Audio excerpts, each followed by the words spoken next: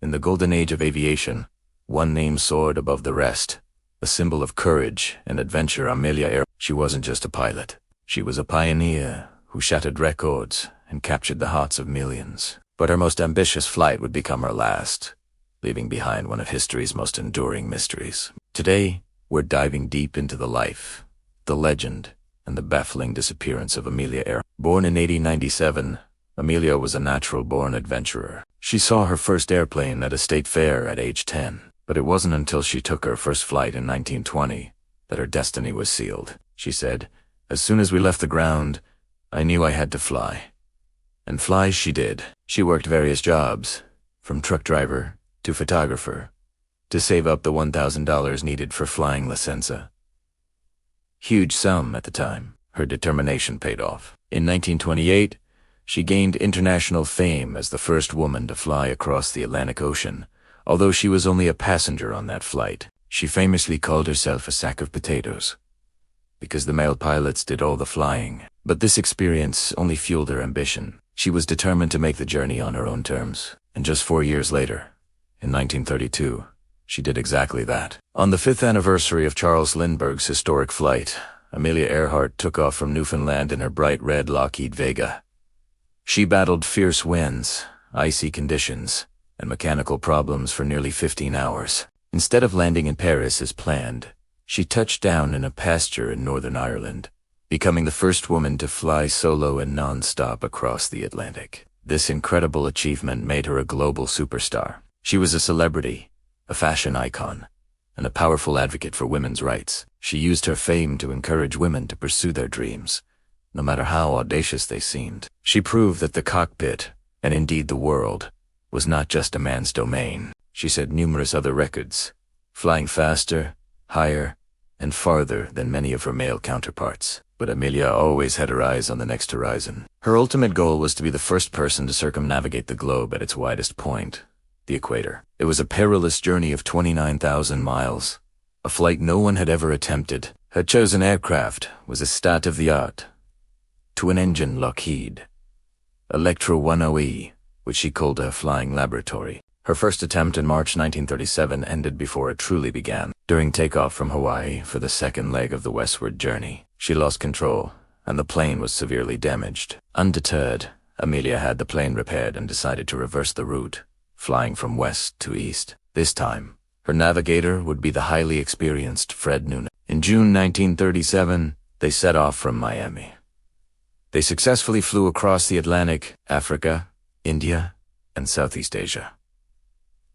By the end of the month, they had completed over 22,000 miles of their journey and landed in Lahae, New Guinea. The most challenging leg was still ahead, a 2,600-mile flight over the vast, empty Pacific Ocean to a tiny speck of land called Howland Island. Howland Island is incredibly small, just 1.5 miles long and half a mile wide. To help them find it, a U.S. Coast Guard cutter, the Itasca, was stationed nearby. The ship was to act as a radio beacon, guiding the Electra to its destination. On July 2nd, 1937, Earhart and Noonan took off from Lae, disappearing into the pre-dawn sky. For hours, everything seemed to be going according to plan.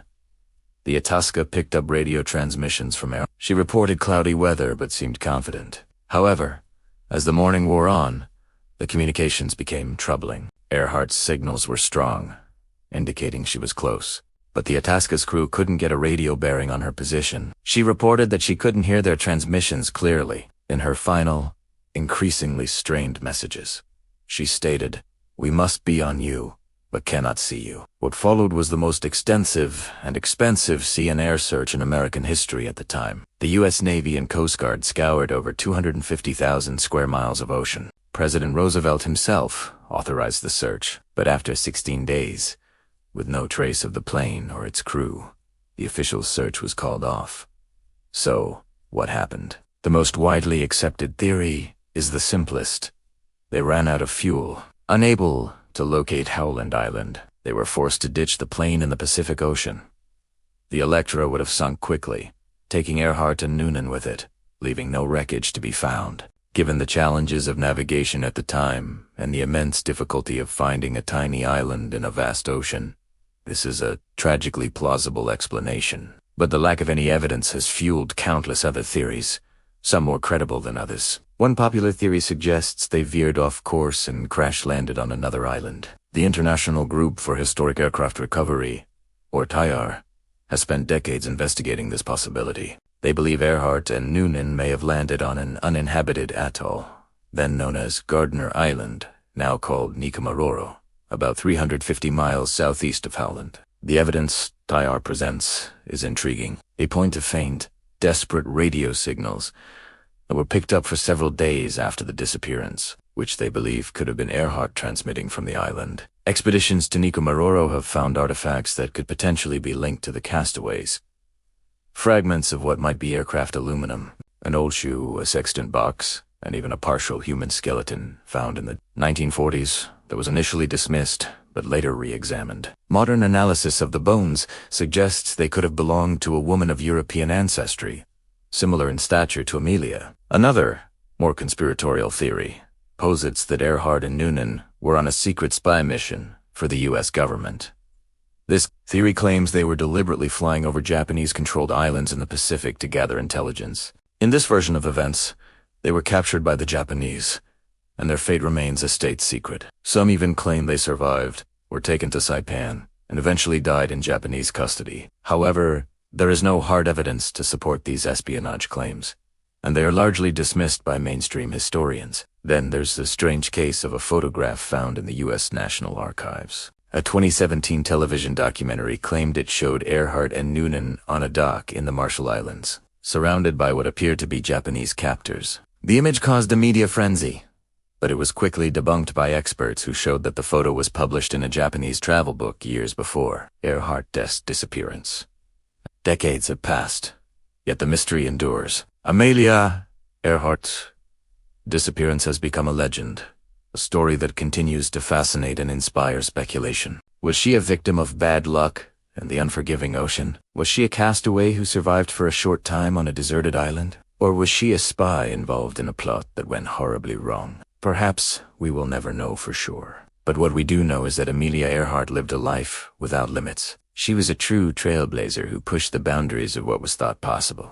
Her legacy isn't defined by her disappearance, but by her incredible life and her unwavering spirit of adventure. She inspired a generation of women to reach for the skies and continues to be a powerful symbol of courage, determination, and the endless human desire to explore the unknown. Her final, mysterious flight only adds to the legend of the woman who dared to fly into the horizon and never came back. Thanks for watching. If you enjoyed this journey into one of history's greatest mysteries, don't forget to like, subscribe, and hit that notification bell for more stories like this. See you next time.